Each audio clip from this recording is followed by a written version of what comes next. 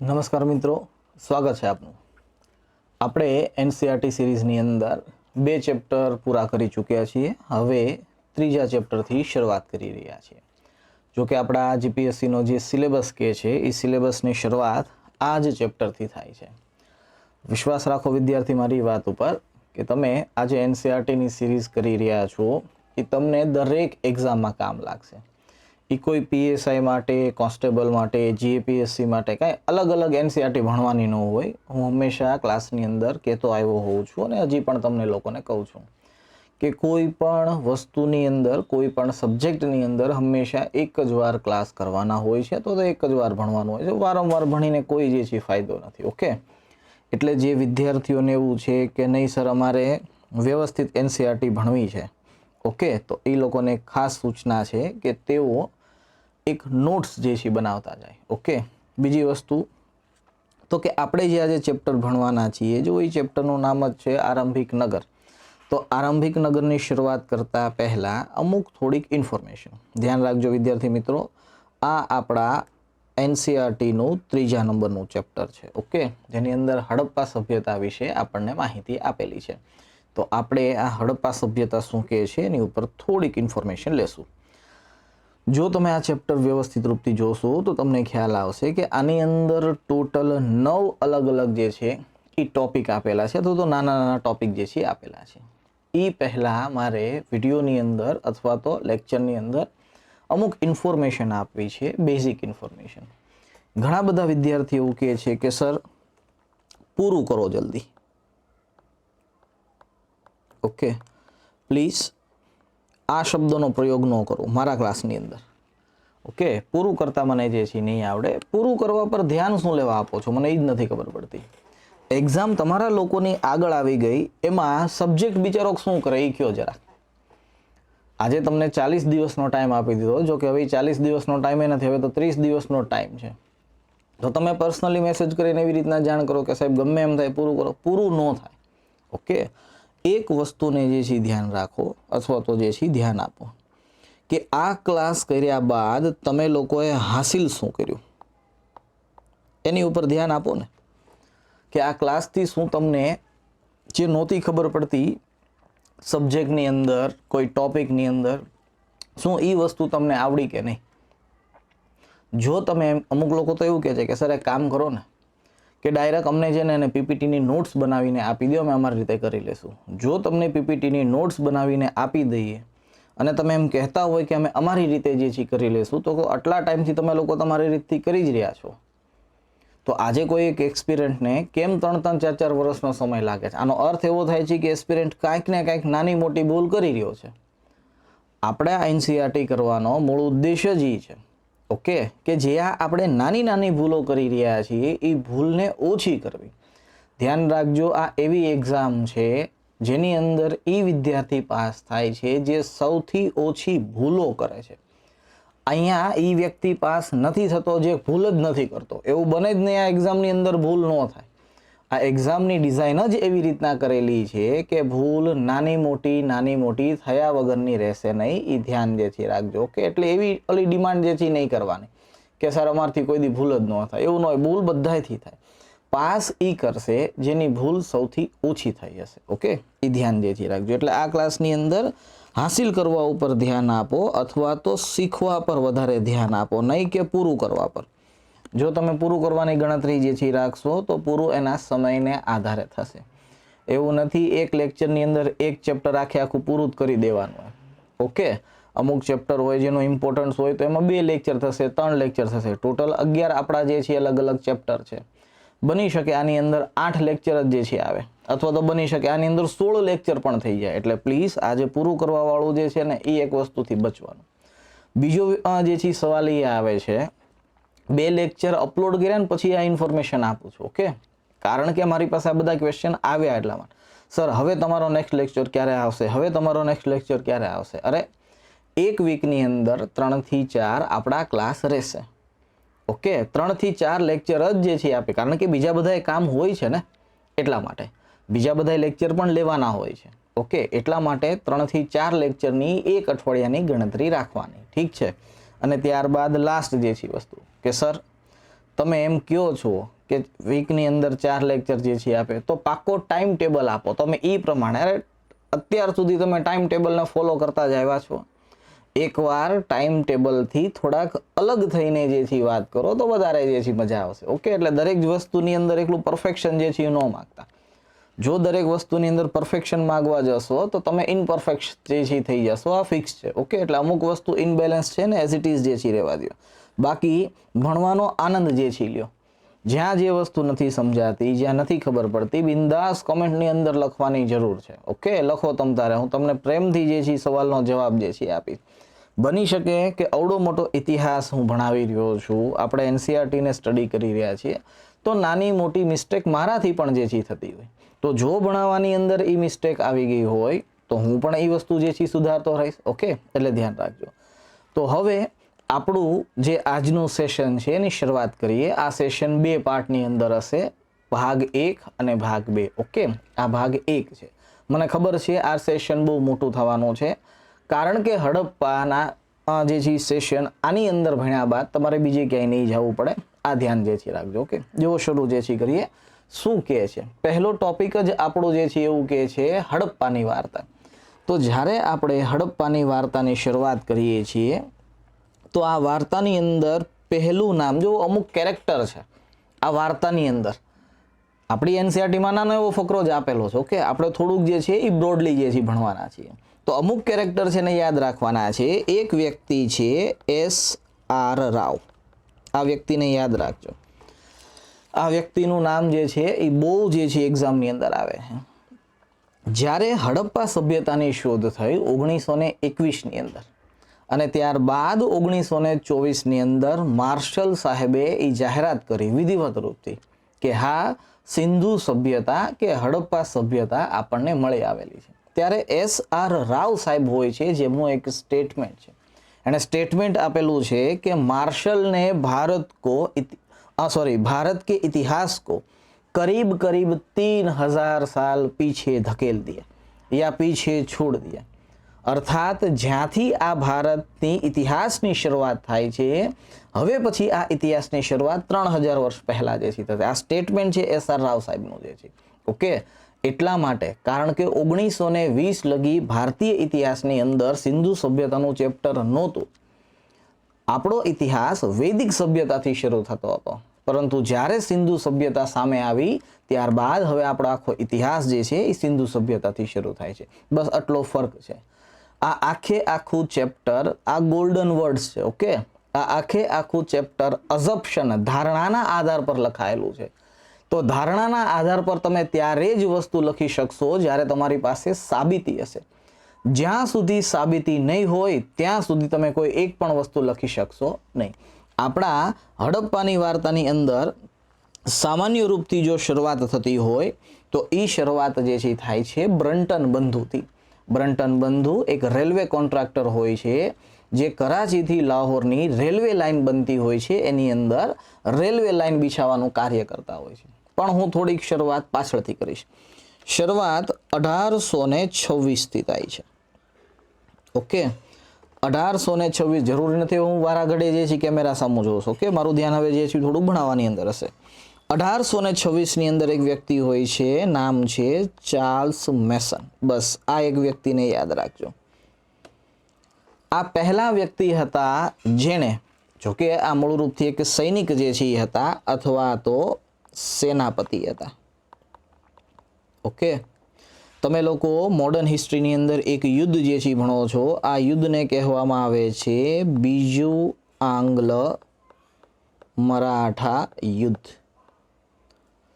Charles મેસને કયા યુદ્ધની અંદર પાર્ટિસિપેશન કર્યું હતું? તો આ બીજા આંગ્લ મરાઠા યુદ્ધની અંદર ભાગ લીધો હતો. ધ્યાન રાખજો. એટલા માટે આ ઈસ્ટ ઇન્ડિયા કંપનીના એક સેનાપતિ હતા, જો કે શરૂઆતની અંદર જે છે એ સૈનિકના રૂપમાં હતા. તેઓ એકવાર પાકિસ્તાનની અંદર આમ કહીએ ને કે ભાઈ ટહેલવા માટે જે છે ગયા હતા, ફરવા માટે જે છે ગયા હતા. આ જ પાકિસ્તાનના સાહિવાલની અંદર તેમને પહેલી વાર એક ટીલાની પ્રાપ્તિ થઈ હતી. ટીલો જે છે મળ્યો હતો, તમે એવું કહી શકો છો એક પહાડનો ટેકરો જે છે મળ્યો હતો. ઓકે, આ ટીલાને જોઈને એણે કીધું કે નક્કી અહીંયા યુદ્ધ થયેલું છે. યુદ્ધના સાક્ષ્ય એમને જે છે મળ્યા હતા. અને આ યુદ્ધની એણે કયા વાત કરી હતી યાદ છે? તો કે એ છે સિકંદર અને પોરસનું યુદ્ધ. ઓકે. ચાર્લ્સ મેસન પહેલી વારી ટેકરાને જોવે છે અને ટેકરો મળે છે, ત્યાંથી અમુક સાક્ષ્યો મળે છે અને એ સાક્ષ્યોના આધાર પર કહે છે કે કદાચ સિકંદર અને પોરસનું યુદ્ધ આ જ ટેકરા પર જે છે થયું હશે, પંજાબના સાહિવાલ. ધ્યાન રાખજો, લખી દઉં છું સાહિવાલ. ઓકે, સાહિવાલ નામક ક્ષેત્ર પર. જ્યારે આ વસ્તુની સવાલ એ છે કે સર આ બધી વસ્તુ એમણે લખી ક્યાં? તેમનો એક ગ્રંથ છે, બુક. ઓકે, તો બુકનું જે છે નામ છે નેટિવ ઓફ વેરિયસ જર્ની. આ તેમના ગ્રંથનું નામ છે. સવાલ એ છે કે સર આ તમે જે ગ્રંથ કહો છો એ ગ્રંથની અંદર કયા કયા ક્ષેત્રોનો ઉલ્લેખ કરેલો છે? ધ્યાન રાખજો, વર્તમાન સમયનું પાકિસ્તાન અને વર્તમાન સમયનું અફઘાનિસ્તાન, આ બે દેશોના ક્ષેત્રોનો ઉલ્લેખ આપણને જે છે એ જોવા મળે છે. કદાચ અહીંયાથી તમને એવો સવાલ પૂછી શકે છે કે સિંધુ સભ્યતા પ્રત્યે પ્રથમ દ્રષ્ટિકોણ રજૂ કરવાવાળા જો કોઈ વ્યક્તિ હતા તો એ કોણ હતા? તો ધ્યાન રાખજો, એ વ્યક્તિ માત્ર ને માત્ર ચાર્લ્સ મેસન જે છે હતા. ક્લિયર એટલી વસ્તુ? જ્યારે આપણે ચાર્લ્સ મેસનને જોઈએ છીએ, ઓકે, હવે હું એવું બની જે છે શકશે કે હું રફ જે છે કરીશ, કારણ કે મારી પાસે થોડીક પેજની અછત છે એટલા માટે. ઓકે, છતાં હું જોઉં છું એક પેજ એડ થતો હોય તો કરી દઉં છું. ઓકે, થાય છે એડ. ચાલો, તો ચાર્લ્સ મેસન બાદ એક બીજા વ્યક્તિ જે છે આવે છે. બીજા વ્યક્તિનું નામ છે એલેક્ઝાન્ડર કનિંઘમ.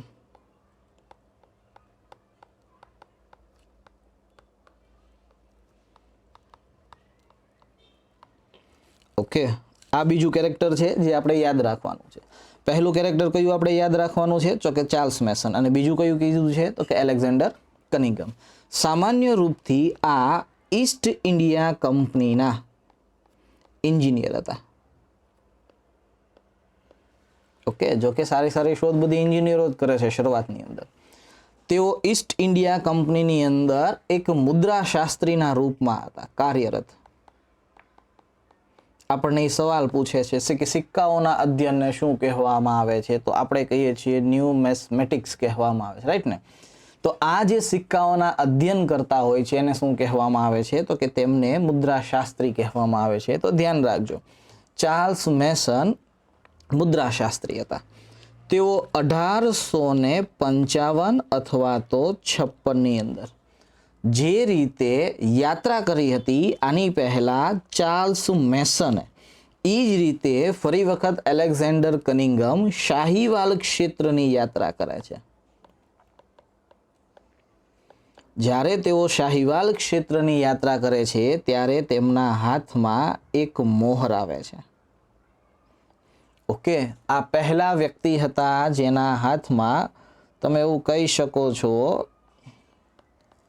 એક શિંગડાવાળા જે છે મૂર્તિ મોહર જે છે હાથમાં આવી હતી, અથવા તો યુનિકોર્નની મોહર જે છે આ જે છે સામે આવી હતી. ઓકે, ધ્યાન રાખજો, તેમની યોગ્યતા આટલી જે છે હતી કે એલેક્ઝાન્ડર કનિંઘમના અધ્યક્ષીકરણ હેઠળ 1861માં આર્કિયોલોજીકલ સર્વે ઓફ ઇન્ડિયાની સ્થાપના કરવામાં આવી હતી. એટલા માટે આપણને પૂછે છે કે ફાધર ઓફ ઇન્ડિયન આર્કિયોલોજીકલ કોને કહેવામાં આવે છે? અર્થાત પુરાતત્વ ના પિતા કોને કહેવામાં આવે છે? તો એ એલેક્ઝાન્ડર કનિંઘમ છે. ધ્યાન રાખજો, તેમણે 1861 થી લઈને લગભગ 1865 સુધી અહીંયા દરેક વસ્તુનું સર્વે કર્યું હતું. સર્વે કર્યું, પરંતુ કોઈ પણ પ્રકારની તેમને જે છે એ એક્સ્ટ્રા માહિતી ન મળી સિંધુ સભ્યતાને લઈને. એટલા માટે તેમના સ્થાન પર જે છે અથવા તો આ વસ્તુને જે છે પૈસા આપવાના બંધ કરી દીધા. આજે માની લ્યો સરકાર કોઈ વિભાગની સ્થાપના કરે છે તો એ વિભાગ એમને નહીં ચાલે. ઓકે, વિભાગની અંદર પૈસા નાખવા પડશે, પરંતુ સરકારે અછતના કારણે 1865માં ફંડિંગ હતું એ ફંડિંગ બંધ કરી દીધું. પરિણામ સ્વરૂપ ફરી વખત 1871 અથવા તો તમે 72 જે છે કહી શકો છો, તેમણે આ ક્ષેત્રની ફરી વખત યાત્રા કરી હતી. જ્યારે યાત્રા કરી ત્યારે બીજી મોહર એમના હાથમાં જે છે આવી હતી. આ મોહર વૃષભની હતી. એ પ્રથમ વ્યક્તિ કોણ હતા જેમની પાસે હડપ્પા સભ્યતાની પ્રથમ વૃષભની મોહર પ્રાપ્ત થઈ હતી? તો એ એલેક્ઝાન્ડર કનિંઘમ સાહેબ હતા. આ ધ્યાન જે છે રાખજો. ઓકે, એટલા માટે કનિંઘમ સાહેબે આ રિપોર્ટના આ મોહરોના આધાર પર એક રિપોર્ટ તૈયાર કરી અને ત્યારબાદ તેમણે આ રિપોર્ટ અંગ્રેજોને આપી. એ પ્રથમ ભારતીય વ્યક્તિ જેમણે મોહરોના આધાર પર રિપોર્ટ તૈયાર કરી અને આ રિપોર્ટની અંદર સિંધુ સભ્યતાની વાત હતી તો એ એલેક્ઝાન્ડર કનિંઘમ હતા. પરંતુ કનિંઘમને એ નહોતી ખબર, આ ધ્યાન જે છે રાખજો વિદ્યાર્થી મિત્રો. ઓકે, કનિંઘમને એ નહોતી ખબર કે આ સભ્યતા હડપ્પા સભ્યતા જે છે. ઓકે, આ ધ્યાન રાખજો. ત્યારબાદ તો કે ઘટના 1880, જો હું આખો ઇતિહાસ જે છે કહું છું, આર્કિયોલોજીકલ સર્વે ઓફ ઇન્ડિયાનો પણ ઇતિહાસ જે છે કહી રહ્યો છું, સાથોસાથ હડપ્પાનો જે છે ઇતિહાસ કહી રહ્યો છું. 1889ની અંદર આર્કિયોલોજીકલ સર્વે ઓફ ઇન્ડિયાનું ફરી વખત ફંડિંગ બંધ કરી દેવામાં આવ્યું. ઓકે, કારણ કે જ્યારે પૈસાની અછત જે છે ઊભી થશે ત્યારે આ વસ્તુ થશે, એ સ્વાભાવિક વસ્તુ છે. જેવું આ ફંડિંગ ઊભું રહે છે ત્યારબાદ ઘટના 1902ની અંદર ઘટે છે. 1902ની અંદર તત્કાલ વાઇસરોય હોય છે લોર્ડ કર્ઝન.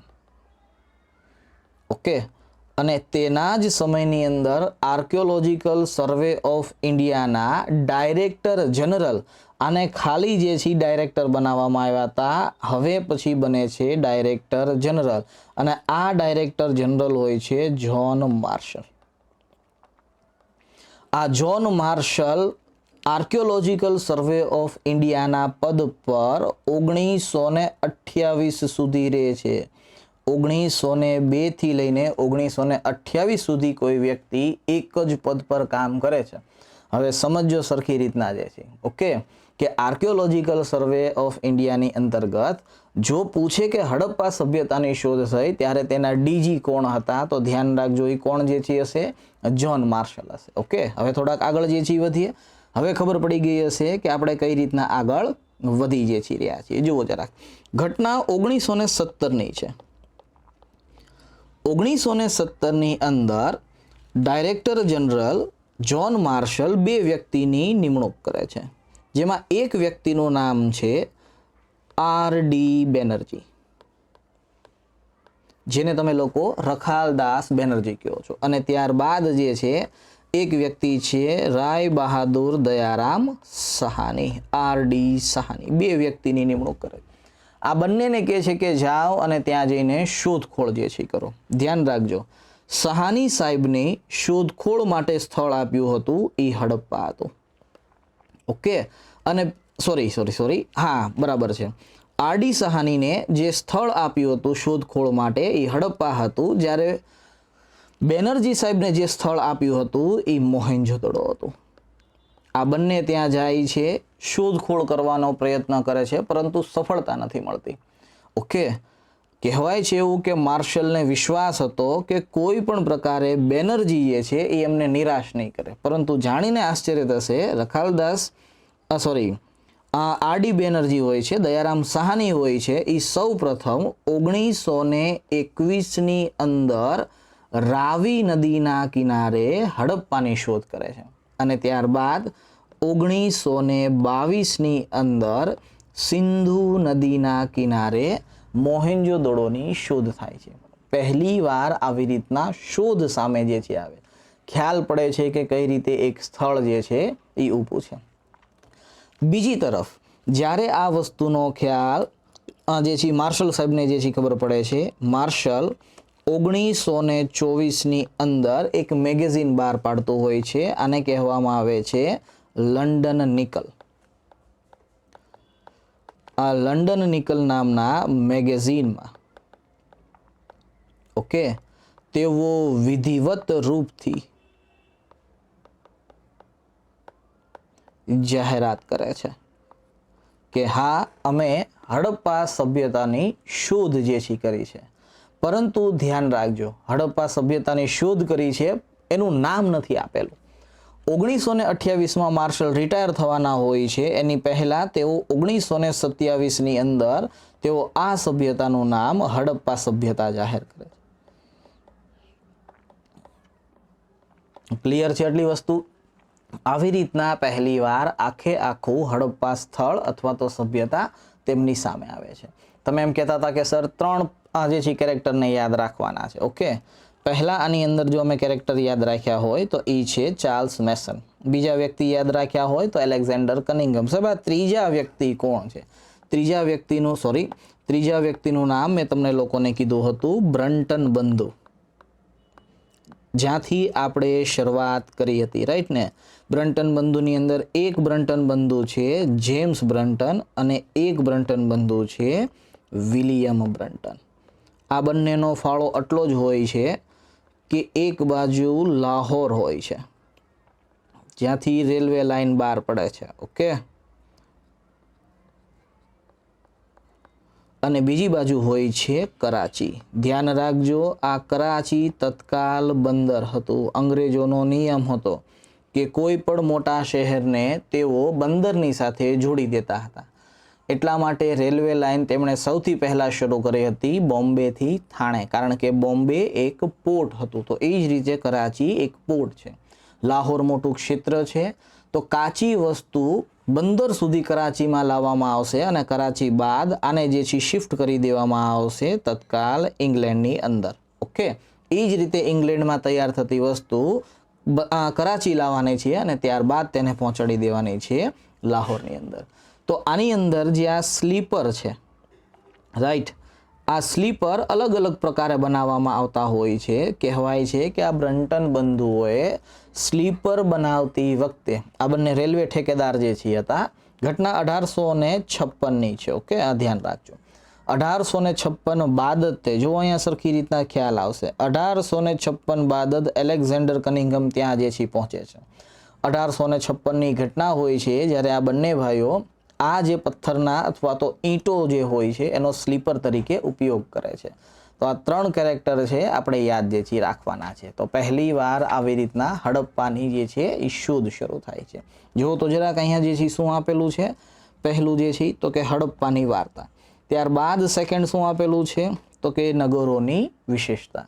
તો હવે હડપ્પા સભ્યતાની શોધ થઈ ગઈ છે, હવે એ જોવાનો પ્રયત્ન કરીએ કે નગરોની વિશેષતા શું છે। તો જો નગરોની વિશેષતા જોવી હોય તો એની પહેલા એક કામ કરવું પડશે। કામ એ કરવું પડશે કે જેટલા હડપ્પા સભ્યતાના નગરો આપેલા છે, આ નગરોની વિશે આપણને થોડી ઘણી માહિતી ખબર હોવી જોઈએ, રાઈટ ને? તો જુઓ, હું માનું છું ત્યાં સુધીમાં મેપમાં તમને લોકોને દેખાતું જે છે હશે। વાત જે છે કરીએ, સૌથી મોટું જે છે સ્થળ છે એ સ્થળનું નામ છે મોહેન્જો-દડો, રાઈટ? તો જો મોહેન્જો-દડોની વાત કરીએ તો આ સ્થળ વર્તમાન પાકિસ્તાનના સિંધ પ્રાંતની અંદર છે। રખાલદાસ બેનર્જી આના શોધ કરતા હતા। વર્તમાન સમયમાં યુનેસ્કોની વિશ્વ ધરોહરમાં આ સ્થળનો સમાવેશ થાય છે। વૃહદ સ્નાનાગાર કયો, વિશાળ અન્નાગાર કયો, એ અહીંયાથી જ મળેલા છે। ત્યારબાદ બીજું જે છે સ્થળ છે સૌથી ઇમ્પોર્ટન્ટ, એ છે આપણું હડપ્પા। સિંધુ સભ્યતામાં શોધાયેલું પ્રથમ સ્થળ જો કોઈ હોય તો એ આપણું હડપ્પા છે। 1921માં દયારામ સાહની જે છે તેઓ આ સ્થળની શોધ કરે છે। હડપ્પા સભ્યતાનું પહેલું સુનિયોજિત નગર જો કોઈને કહેવામાં આવે તો એ હડપ્પા જે છે સ્થળ જે છે રહેશે। ત્યારબાદ સરખી રીતના જે છે જો એક સ્થળ છે, નામ છે ચન્હુ-દડો। ધ્યાન રાખજો, આ ચન્હુ-દડો પાકિસ્તાનના સિંધ પ્રાંતની અંદર છે, ઓકે। ઔદ્યોગિક કેન્દ્રના રૂપમાં આ ચન્હુ-દડો છે, ઓકે। ત્યારબાદ તો કે અહીંયાથી આપણને મણકા બનાવવાનું કારખાનું જે છે મળે છે। આ ખાસ ધ્યાન રાખજો, લોથલમાં જ ખાલી મણકા બનાવવાનું કારખાનું નથી, પૂછે સિંધુ સભ્યતામાં સૌથી મોટું મણકા બનાવવાનું કારખાનું તો ચન્હુ-દડોમાંથી મળશે। ત્યારબાદ એક સ્થળ છે ધોલાવીરા, ગુજરાતના કચ્છ જિલ્લામાં છે। જે.પી. જોશી અથવા તો જગતપતિ જોશી દ્વારા આની શોધખોળ થયેલી છે। આ સ્થળનું સૌથી ઇમ્પોર્ટન્ટમાં ઇમ્પોર્ટન્ટ જો કોઈ વસ્તુ હોય, દરેક સ્થળની એક એક ખાસિયત છે, ઓકે। અહીંયા હું તમને લોકોને એક એક ખાસિયત જે છે કહેતો જાઉં છું. જુઓ, પહેલી વાત કરીએ મોહનજોદડોની. પૂછે સૌથી મોટું નગર, તો એ આ જ છે. હવે એમ ન કહેતા સાહેબ ભારતમાં શું છે ને પાકિસ્તાનમાં શું છે. આપણે એનસીઆરટી ભણીએ છીએ, આપણે સિલેબસને કવર કરવાનો પ્રયત્ન કરીએ છીએ, સિલેબસ જે છે નથી ભણતા. ઓકે, મોહેન્જોદડોની સૌથી મોટી વિશેષતા જો કોઈ હોય તો એ છે વિશાળ ગ્રેટ બાથ, જેને તમે કહો છો સ્નાનાગાર. ઠીક, વાત કરીએ હડપ્પાની. હડપ્પાની સૌથી મોટી વિશેષતા જો કોઈ છે તો એ સુનિયોજિત પ્રથમ સ્થળ છે. ઓકે, ત્યારબાદ વાત કરીએ ચન્હુદડોની. તો ચન્હુદડો ઔદ્યોગિક કેન્દ્ર છે.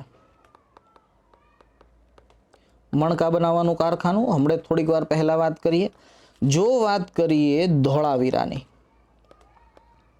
તો ધોળાવીરાની અંદર સૌથી સારામાં સારું વોટર મેનેજમેન્ટ સિસ્ટમ, સૌથી સારામાં સારું અને ઇમ્પોર્ટન્ટ અહીંયાથી મળેલું છે. જો આપણે વાત કરીએ લોથલની, તો લોથલની સૌથી મોટું ઇમ્પોર્ટન્ટ તો કે આ એક ડોકયાર્ડ છે. સમુદ્રી વ્યાપારમાં સૌથી મોટું ઇમ્પોર્ટન્ટ એનું ઈ છે. લોથલ બાદ જેટલા સ્થળ છે, હું બધા સ્થળની ઇમ્પોર્ટન્ટની વાત કરું છું. ઓકે, વાત કરીએ થોડીક રાખીગઢની. રાખીગઢ વર્તમાનમાં હરિયાણામાં સ્થિત છે, પણ તે સમયે પંજાબની અંદર જે છે હતું. વર્તમાન સમયમાં આપણે એવું કહીએ છીએ સૌથી મોટું નગર જો કોઈ હોય તો એ આપણું ધોળાવીરા છે, રાઈટ ને. પરંતુ ધોળાવીરા જ્યારે ઉત્ખનનમાં આટલું મોટું સામે નહોતું આવ્યું, એ પહેલા સૌથી મોટું સ્થળ જો કોઈ હોય તો એ રાખીગઢ જે છે રહેશે. પછી વાત કરીએ કાલીબંગા. કાલીબંગાની અંદર સૌથી મોટું ઇમ્પોર્ટન્ટ તો કે ખેડેલા ખેતરનું સાક્ષ્ય. ઓકે, અથવા તો તમે એવું કહી શકો છો અહીંયાથી હાડકાના ઉપકરણો પણ આપણને મળેલા છે. કાલીબંગા બાદ જો આપણે વાત કરીએ, અહીંયા જે છે લખેલું છે ગવેરીવાલ. ઓકે, તો ગવેરીવાલ વર્તમાનમાં પાકિસ્તાનમાં છે, એના ઉપરથી કોઈ વસ્તુ નહીં આવે. જો જરા ધોળાવીરાની નીચે છે સુરકોટડા. સુરકોટડાના સૌથી વધારે જો આપણને ઇમ્પોર્ટન્ટ હોય તો એ છે ઘોડાના હાડકા માટે, અહીંયાથી મળેલા છે. અને સૌથી અંતમાં આપેલું છે આ ક્ષેત્રની અંદર એ છે સુતકા કોહ જે છે આપેલું છે. ઓકે, સુતકાંગેડોર નહીં, સુતકા કોહ જે છે આપેલું છે. તો સુતકા કોહ એક બંદર છે. ઓકે, વ્યાપારિક બંદર છે. જોઈ લો જેટલા સ્થળ છે એની અંદર ઇમ્પોર્ટન્ટ વસ્તુ તમને લોકોને કહી દીધી. હવે આની અંદરથી સવાલ બનાવવો હોય કઈ નદીના કિનારે છે, શું છે, એક્સેટ્રા, તો એ તમે તમારી રીતે થોડું ઘણું ચેક જે છે કરી લેજો. ઓકે, કારણ કે આપણે બીજો જે ટોપિક આપેલો છે, કારણ કે આપણે જે બીજો ટોપિક આપેલો છે એ છે નગરની વિશેષતા. કે ભાઈ આ સભ્યતાની અંદર જે આપણને સ્થળો મળેલા છે, આ સ્થળોની અંદર નગરોની વિશેષતા શું છે. તો થોડીક આની ઉપર ડિસ્કશન જે છે કરી લઈએ.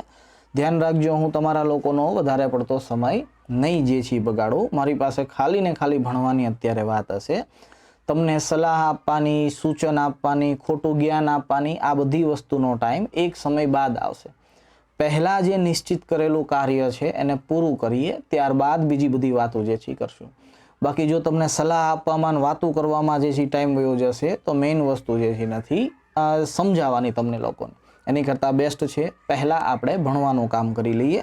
એટલા માટે હું કોઈ આડીઅવળી વાત જે છે નથી કરતો. ઓકે, ધ્યાન રાખજો. જુઓ જરાક અહીંયા હવે વાત કરીએ આપણો જે બીજો ટોપિક છે. આજના લેક્ચરમાં બે જ વસ્તુ કમ્પ્લીટ કરવાની છે, વધારે એક્સ્ટ્રા ભણીને કાંઈ નથી જવું. ઓકે, તો એ છે નગરની વિશેષતા. આપણી એનસીઆરટીની અંદર નગરની કુલ મૂળ રૂપથી તો 5 વિશેષતા આપેલી છે, પણ તમે આમ 6 વિશેષતા પણ કહી શકો છો. જો 6 વિશેષતાની વાત કરીએ, આની અંદર પહેલી વિશેષતા છે તો એ છે નગરોનું વિભાજન. આ સૌથી ઇમ્પોર્ટન્ટ છે કે સિંધુ સભ્યતાની અંદર સામાન્ય રૂપથી આપણને દરેક નગરો, જો હું શબ્દ પ્રયોગ કરું છું એને જુઓ સરખી રીતના, હે ને, સામાન્ય રૂપથી આપણને દરેક નગરો બે ભાગમાં વિભાજિત જોવા જે છે મળે છે. એક નગરને કહેવામાં આવે છે પશ્ચિમી નગર, ઓકે, અને એક નગરને કહેવામાં આવે છે પૂર્વી નગર. જો અહીંયા સરખી રીતના, તો પશ્ચિમી નગર મેં સામાન્ય રૂપથી નાનું દોરેલું છે, ઓકે, તો પૂર્વી નગર પશ્ચિમી નગરની તુલનામાં મોટું હશે. હંમેશા નિયમ છે કે જ્યાં જનસંખ્યા વધારે હશે ત્યાં સમાજનો અપર વર્ગ રહેવાનો પસંદ નહીં કરાય, ઓકે. એ સામાન્ય લોકોથી હંમેશા પોતાને અલગ કરવાનો પ્રયત્ન જે છે કરશે. અર્થાત પશ્ચિમી નગરની અંદર અભિજાત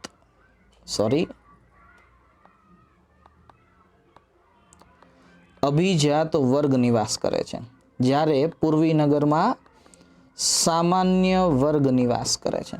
ક્લિયર છે એટલી વસ્તુ? પશ્ચિમી નગર છે તો આ સામાન્ય રૂપથી ઊંચાઈ પર સ્થિત હતું, ઓકે, જ્યારે આ નીચલું નગર કહેવાતું, કારણ કે પૂર્વી નગરની તુલનામાં પશ્ચિમી નગર ઊંચાઈ પર હતું. સામાન્ય રૂપથી પશ્ચિમી નગરનું આપણને દુર્ગીકરણ જોવા મળે છે, ઓકે, પરંતુ પૂર્વી નગર હોય છે ત્યાં આપણને દુર્ગીકરણ નથી જોવા મળતું, કારણ કે સામાન્ય લોકો રહે છે. ધ્યાન રાખજો, બધી જગ્યાએ અપવાદ હશે. હમણાં આગળ આપણે અપવાદની વાત જે છે કરશું, ઓકે. પશ્ચિમી નગરની અંદર જો આપણે વાત કરીએ મુખ્ય સ્થાપત્ય, ઓકે, તો આ મુખ્ય સ્થાપત્યની અંદર સૌ પશ્ચિમી નગર છે ને તો વ્યવસ્થા પણ મોટી હશે, કારણ કે અભિજાત વર્ગ છે. જેમ કે અહીંયા પહેલું હશે અન્નાગાર, ઓકે, તમને અહીંયા જોવા મળશે. જેમ કે અહીંયા તમને જોવા મળશે સ્નાનાગાર, ઓકે, તમને અહીંયા જે છે જોવા મળશે મોટા મકાનો. સમજો આ વસ્તુને, ઓકે. આ બધી જ વ્યવસ્થા તમને પશ્ચિમી નગરમાં જોવા મળશે. જો પૂર્વી નગરની વાત કરીએ તો પૂર્વી નગરની અંદર મુખ્ય સ્થાપત્યના રૂપમાં આપણને મળશે કબ્રો. કબ્ર સૌથી વધારે આપણને પૂર્વી નગરમાં મળશે પશ્ચિમી નગરની તુલનામાં. જો આપણે વાત જે છે કરીએ જળ નિકાસી વ્યવસ્થા, ઓકે, તો એ આપણને અહીંયાથી જોવા જે છે મળશે. કાચા ઘર, ઓકે, તો એ આપણને પૂર્વી નગરોની અંદર જે છે જોવા મળશે. ખેડેલા ખેતરની સાબિતી કાલીબંગામાંથી મળેલી છે, તો આ ક્યાં છે? તો કે આ પૂર્વી નગરની અંદર સ્થિત છે. ક્લિયર છે એટલી વસ્તુ કે પશ્ચિમી નગર શું છે ને પૂર્વી નગર શું છે? હવે આની અંદર થોડાક અપવાદ છે, ઓકે. હવે અપવાદને જે છે સમજો, પછી આગળ જે છે વધીએ. જુઓ, પશ્ચિમી અને પૂર્વી નગરને આપણે જોઈએ છીએ તો અહીંયાથી આપણને એક વસ્તુ છે એ શીખવા મળે છે કે સિંધુ સભ્યતાનું સામાજિક કલ્ચર કેવું હતું, સમાજ કેવો હતો. તો તમે અહીંયા નગરોના વિભાજનના આધારે સ્પષ્ટ રૂપથી સાબિતી આપી શકો છો કે સામાજિક ભેદભાવ, ઓકે, એ વિદ્યમાન જે છે. તો આ વસ્તુનું ધ્યાન રાખજો. નગરોની સાબિતીના કારણે સ્પષ્ટ આપણને જોવા મળે છે કે હા, સમાજમાં ભેદભાવ હતો, એમાં કોઈ શંકાને જે છે સ્થાન નથી જે છે. ક્લિયર એટલી વસ્તુ? આ વાત થઈ નગરનું વિભાજન. હવે વાત કરીએ થોડીક અપવાદની. જો તમે અપવાદની વાત કરતા હશો તો આની અંદર પહેલો અપવાદ છે ધોળાવીરા. સર, કઈ રીતે અપવાદ? હડપ્પાના સામાન્ય નગરો બે ભાગમાં વિભાજિત છે, કાં તો પશ્ચિમી છે કાં તો પૂર્વી છે, ઠીક. ધોળાવીરા એવું ક્ષેત્ર છે જ્યાં બે નહીં, જ્યાં આપણને ત્રણ પ્રકારના અલગ અલગ વિભાજન જોવા મળે છે. અર્થાત ગઢી જોવા મળે છે, મધ્ય જે છે નગર જોવા મળે છે, અને નીચલું નગર જોવા મળે છે. ધ્યાન રાખજો, પશ્ચિમી નગરને ગઢી નગર કહેવામાં આવે છે, ગઢ કહેવામાં આવે છે. આને જ આપણે સીટાડેલ પણ કહીએ છીએ, ઓકે. તો આ અલગ અલગ વ્યવસ્થા છે જે આપણને વિશેષતાના રૂપમાં આપેલું છે. ક્લિયર એટલી વસ્તુ? થોડાક આગળ જે છે વધીએ. અહીંયા દુર્ગીકરણની મેં વાત કરી હતી, જુઓ સરખી રીતના, ઓકે. તો બસ આપણી બીજી વિશેષતા જો કોઈ હશે તો એ જ હશે દુર્ગીકરણ.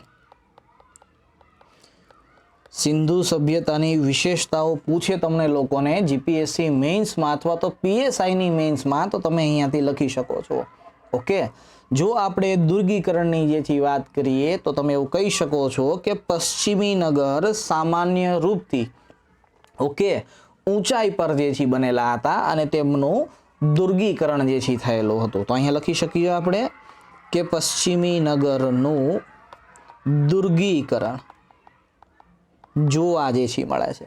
જ્યારે આપણે પશ્ચિમી નગરના દુર્ગીકરણની વાત કરીએ છીએ તો શું બધા સિંધુ સભ્યતાના સ્થળોની અંદર આ પશ્ચિમી નગરમાં જ દુર્ગીકરણ છે? નહીં, આની અંદર લગભગ 3 થી 4 અપવાદો છે. હવે જો આ અપવાદ શું છે, સોરી આપણને સવાલ કઈ રીતે પૂછે છે, અપવાદ ઉપરથી જ સવાલ જે છે પૂછશે. જેમ કે આની અંદર પહેલો અપવાદ, એક સ્થળ છે ચન્હુદડો. ઠીક, ચન્હુદડો સિંધુ સભ્યતાનું એકમાત્ર એવું સ્થળ છે જ્યાં દુર્ગીકરણનો અભાવ જોવા મળે છે. આ સૌથી મોટી વિશેષતા છે. ઓકે, ત્યારબાદ એક સ્થળ છે કાલીબંગા. અપવાદ કહું છું. ઓકે, દરેક પશ્ચિમી નગરની અંદર જે છે એ જોવા મળે છે એવું નથી. કાલીબંગા એવું સ્થળ છે જ્યાં બંને નગરોમાં પશ્ચિમી અને પૂર્વી નગરોનું દુર્ગીકરણ થયેલું છે. ઓકે, આ સૌથી મોટી વસ્તુ છે. ધ્યાન રાખજો, કાલીબંગાની પહેલી શોધ થઈ હતી દુર્ગીકરણની બાબતની વાત કરું છું, અને ત્યારબાદ કાલીબંગાની સાથોસાથ હડપ્પા અને ત્યારબાદ મોહેન્જો-દડો. ઓકે, આ બંનેનું પણ જે છે અલગ અલગ દુર્ગીકરણ આપણને જોવા મળે છે અથવા તો સાક્ષ્યો પ્રાપ્ત થાય છે. બીજું કાંઈ નથી. આ તમે જે શોર શરાબા સાંભળો છો એ કાલે હોળી કે ધૂળેટી છે ને, તો એને લઈને નાના છોકરાઓને રમાડતા હોય ને એ જ છે. ઓકે, અહીંયા ધ્યાન જે છે રાખજો, ત્યાં ધ્યાન ન રાખતા. ત્રીજું સૌથી ઇમ્પોર્ટન્ટ વસ્તુ જે છે કહું તો એ છે આપણું લોથલ. સામાન્ય રૂપથી તમે દરેક નગરોની અંદર 2 નગરો જોવો છો. ઓકે, પશ્ચિમી અને પૂર્વી જે છે, પરંતુ લોથલ અને એની સાથોસાથ એક સ્થળ છે સુરકોટડા. ઓકે, સુરકોટડાની જો આપણે વાત કરીએ તો આ એવું સ્થળ છે જ્યાં એક જ દુર્ગીકરણ જોવા મળે છે. સર, આ એક જ દુર્ગીકરણ એટલે શું, સમજાવો. સિંધુ સભ્યતા સામાન્ય રૂપથી 2 ભાગમાં છે, પશ્ચિમી અને પૂર્વી. એમાં પશ્ચિમી નગરનું દુર્ગીકરણ જોવા મળે છે, રાઈટ. જો આપણે વાત કરીએ લોથલની અને સુરકોટડાની, તો ત્યાં પશ્ચિમી અને પૂર્વી દુર્ગીકરણ નથી, ત્યાં બંને એક સાથોસાથ જે છે આપેલા, અર્થાત આખું સ્થળ એક જ દુર્ગીકરણની અંદર ઘેરાયેલું છે. ઠીક છે, ધ્યાન રાખજો. ત્યારબાદ ચોથું ઇમ્પોર્ટન્ટ છે એ છે ધોળાવીરા. આ અપવાદ છે 4 ધોળાવીરાની અંદર તમને જાણીને આશ્ચર્ય થશે. તમારો સવાલ આવે છે કે ભાઈ ક્રિકેટ રમવાનું મેદાન ક્યાંથી મળી આવ્યું, રાઈટ? નહીં, ક્રિકેટ રમવાનું મેદાન નથી, સ્ટેડિયમ છે. તો આ સ્ટેડિયમનું દુર્ગીકરણ કરેલું છે, વિચાર કરો. ઓકે, તો આ વાત થઈ દુર્ગીકરણની અંદર તેના અપવાદની. ક્લિયર છે? આ 4 અપવાદો છે, ચન્હુદડો, કાલીબંગા, લોથલ, સુરકોટડા અને ત્યારબાદ ધોળાવીરા, જ્યાં આપણને દુર્ગીકરણ અલગ અલગ રૂપથી જે છે જોવા મળે છે. ક્લિયર એટલી વસ્તુ? ચલો થોડાક આગળ જે છે વધીએ. વાત જો જે કરીએ ત્રીજી આપણી વિશેષતાની, તો એ છે રસ્તાઓ. જો આપણે એક સામાન્ય મનુષ્ય છીએ. ઓકે, અને તમને લોકોને જે ના પાડીએ ને કે આ ન કરતા, તમે એ પહેલાં કરો.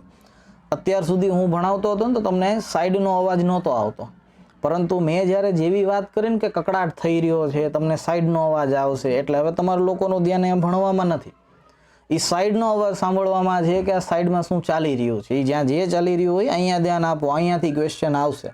બરાબર, હું દાવાથી વસ્તુ જે છે કહું છું કે આટલી એનસીઆરટી વ્યવસ્થિત રૂપથી કરી લ્યો. 50% જો તમને પૂછી રહ્યા છે, 50 માર્કનું જે છે પૂછી રહ્યા છે હિસ્ટ્રી. જો કે હવે તો 50 માર્કનું નથી, હવે આગળ આવશે ખબર પડશે કેટલા માર્કનું પૂછે. 50 માર્કને પકડીને જે છે ચાલીએ તો 30 થી 35 માર્ક તો અહીંયાથી આરામથી જે છે આવશે. ઓકે, ધ્યાન અહીંયા જે છે રાખજો. જો રસ્તાઓની વાત કરીએ તો રસ્તાઓ એકબીજાને સમકોણની અંદર કાપતા હતા, આ ધ્યાન જે છે રાખજો. ઓકે, ત્યારબાદ તો કે આ 90 ડિગ્રી પર જે છે બનેલા હતા. રસ્તાઓ પર જો આપણે રસ્તાને દોરીએ તો તમે કહો છો ને ગ્રીડ પદ્ધતિના આધારે, તો જો આવી રીતના જે છે બનેલા છે. ઓકે, આકૃતિ થોડીક બેકાર જે છે બની છે, તો વ્યવસ્થિત સારી બનાવી નાખીએ. હા, તમે પાછા પીડીએફ માગશો ને કે સર પીડીએફ આપો ને એટલે અમે તમારું લખેલું જે છે વાંચી લઈએ, અમે જાતે જે છે નહીં બનાવીએ એમ. ઓકે, પણ મૂંઝાતા નહીં, હું પીડીએફ કાંઈ શેર નથી જે છે કરવાનો, જાતે જ તમારા લોકોને બધી વસ્તુ લખીને જે છે સમજવાનું છે. ઓકે, ચલો. જો તમે રસ્તાઓ જોશો તો રસ્તાઓ આવી રીતના બનેલા હતા, જે 90નો જે છે એ ખૂણો જે છે બનાવતો હતો, એટલા માટે તમે કહી શકો છો રસ્તાઓ એકબીજાને સમકોણની અંદર જે છે કાપતા હતા. હવે અહીંયા થોડુંક જોવા જેવું છે, એ જુઓ. રસ્તાઓ હતા, મેઇન રસ્તાઓ, તેના સાઈડમાં અર્થાત આ સાઈડની અંદર નાળાની વ્યવસ્થા હતી. આ ઇમ્પોર્ટન્ટ વસ્તુ છે. ઓકે, સિંધુ સભ્યતાની સૌથી મોટી વિશેષતા જો કાંઈ હતી તો એ ગટર વ્યવસ્થા હતી. આ ખાસ ધ્યાન રાખજો. પરંતુ આપણે અત્યારે રસ્તાઓની વાત કરીએ છીએ તો રસ્તાઓ પર જે છે થોડુંક ધ્યાન આપશું. ઓકે, બીજી વસ્તુ, સિંધુ સભ્યતાની અંદર જે મકાનો બનેલા હતા એ મકાનો આ રસ્તાઓની અંદરના ભાગમાં બનેલા હતા, અર્થાત આ ભાગની અંદર બનેલા હતા. ધ્યાન રાખજો, આ રસ્તાઓના જે દરવાજા હતા, આ દરવાજા અંદરની બાજુ ખુલતા હતા, બહારની બાજુ નહોતા ખુલતા. પરંતુ લોથલ એકમાત્ર એવું અપવાદ છે જેના દરવાજા મેન હોલ ઉપર જે છે ખુલતા હતા. વોટેવર વ્યવસ્થા જે પણ કાંઈ હોય, પણ ધ્યાન રાખજો, લોથલના દરવાજા રસ્તાઓ પર જે છે ખુલતા હતા, જ્યારે બીજા બધાય જે ક્ષેત્રો છે એના મકાનોના દરવાજા હંમેશા અંદરની તરફ ખુલતા હતા, બહાર રોડ ઉપર જે છે નહોતા ખુલતા. આ વસ્તુનું આપણે ધ્યાન જે છે રાખજો. આ વાત થઈ આપણી ત્રીજી વિશેષતાની. ઠીક, ચોથી વિશેષતાની આપણે જે છે વાત કરીએ તો ચોથી વિશેષતા છે જળ નિકાસી. ઓકે, જેને આપણે વોટર મેનેજમેન્ટ સિસ્ટમ કહીએ છીએ. આ સિંધુ સભ્યતાની ચોથી સૌથી મોટી વિશેષતા છે. મને અત્યારે જે છે થોડો ઘણો પરસેવો આવે છે, એનું કારણ છે કે નકર તમે જ લોકો કહો છો કે સર અવાજ જે છે એ આવે છે અથવા તો સાઈડનો અવાજ આવે છે. ઓકે, એટલા માટે જે છે તો ધ્યાન રાખજો. ચોથી વિશેષતા જળ નિકાસની વ્યવસ્થા છે, વોટર મેનેજમેન્ટ સિસ્ટમ છે. આની ઉપર થોડીક જે છે વાત કરીએ. ધ્યાન રાખજો, વર્તમાન સમયની અંદર વોટર મેનેજમેન્ટ સિસ્ટમ સૌથી મોટો મુદ્દો છે. તમને કરંટ અફેરની અંદર આ વોટર મેનેજમેન્ટ સિસ્ટમ રિલેટેડ સવાલ પૂછી શકે છે, કારણ કે હમણાં જ ગંગાની અંદર જે છે અથવા તો મહાકુંભનું જે છે આયોજન થયું, બધાએ મન ભાવે એમ નાહ્યા તો ખરી, પણ ત્યાં જે કચરો પડ્યો છે એ કચરાનું કઈ રીતે કરશો? સિંધુ સભ્યતાને તત્કાલ સભ્યતાની બધાયથી અલગ કરતી જો કોઈ વ્યવસ્થા છે તો એ જળ વ્યવસ્થા. મારા મત પર જો મને પૂછવામાં આવે કે સિંધુ સભ્યતાની સૌથી મોટી વિશેષતા શું છે એ કયો જરા, બરાબર? તો ધ્યાન રાખજો, હું કોઈ દી રસ્તા નહીં કહું, કોઈ દી મકાન જે છે નહીં કહું, કોઈ દિવસ જે છે આ બીજા કોઈ જે છે એ કહીએ ને કે ભાઈ મકાનો અથવા તો ખેડેલા ખેતરો અથવા તો બીજી કોઈ વસ્તુની સાબિતી નહીં આપું. હું જો એને શ્રેય આપીશ તો એ જળ મેનેજમેન્ટ સિસ્ટમને આપીશ. કારણ કે કોઈ પણ સમાજ કેટલો ચોખ્ખો છે, ઓકે, કેટલો સ્વચ્છ છે, એને જાણવું હોય તો એનું સૌથી મોટી વસ્તુ તેની વોટર મેનેજમેન્ટ સિસ્ટમ છે. ઓકે, આજે પણ જોઈ લો આપણે વોટર મેનેજમેન્ટ સિસ્ટમથી જૂજી રહ્યા છીએ. સિંધુ સભ્યતામાં આ એક વિશેષતા હોય છે. ઓકે, ધ્યાન રાખજો. કહેવાય છે કે સિંધુ સભ્યતાની અંદર દરેક ઘરોમાં ઓકે નાળીઓ આપણને જોવા મળે છે. સામાન્ય રૂપથી લોથલ એવું ક્ષેત્ર છે, આ લોથલ પાકી ઈંટોથી બનેલું છે, અર્થાત અહીંયાથી જે નાળીઓ બનેલી છે એ પાકી ઈંટોની છે. બાકી અન્ય સિંધુ સભ્યતાના જે પણ કોઈ સ્થળ છે ત્યાં આપણે કાચી ઈંટોનું મેનેજમેન્ટ જોવા જે છે મળે છે.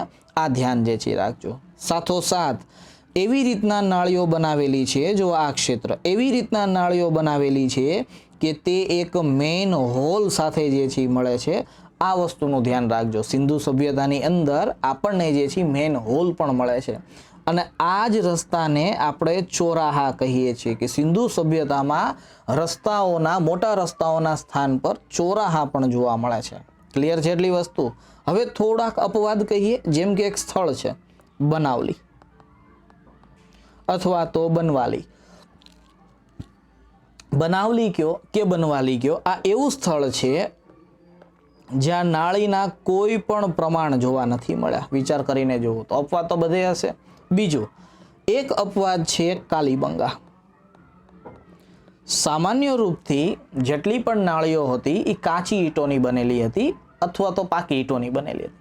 પણ કાલીબંગા એવું ક્ષેત્ર છે જ્યાંથી આપણને લાકડાની નાળી જોવા મળે છે. આ ઇમ્પોર્ટન્ટ વસ્તુ છે.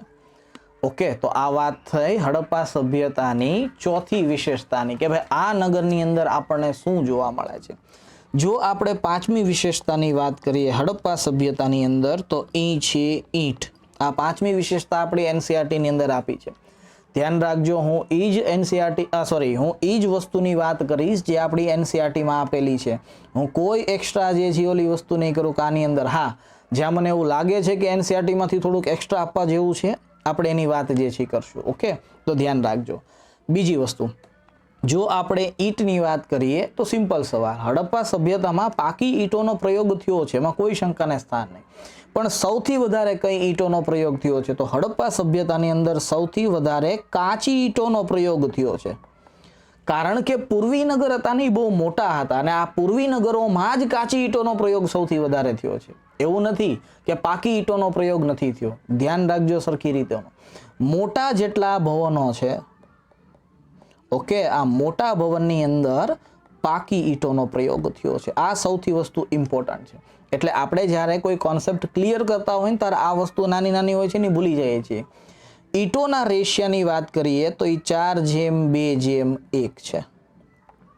ઓકે, પરંતુ જ્યારે આપણે રક્ષા પ્રાચીરની વાત કરીએ કે સુરક્ષા હેતુ જે બનાવેલી ઈંટ હોય એ ઈંટોનો રેશિયો 40:20:10 જે છે. તો ઓકે, સુરક્ષા સંબંધિત ઈંટ. ક્લિયર છે એટલી વસ્તુ?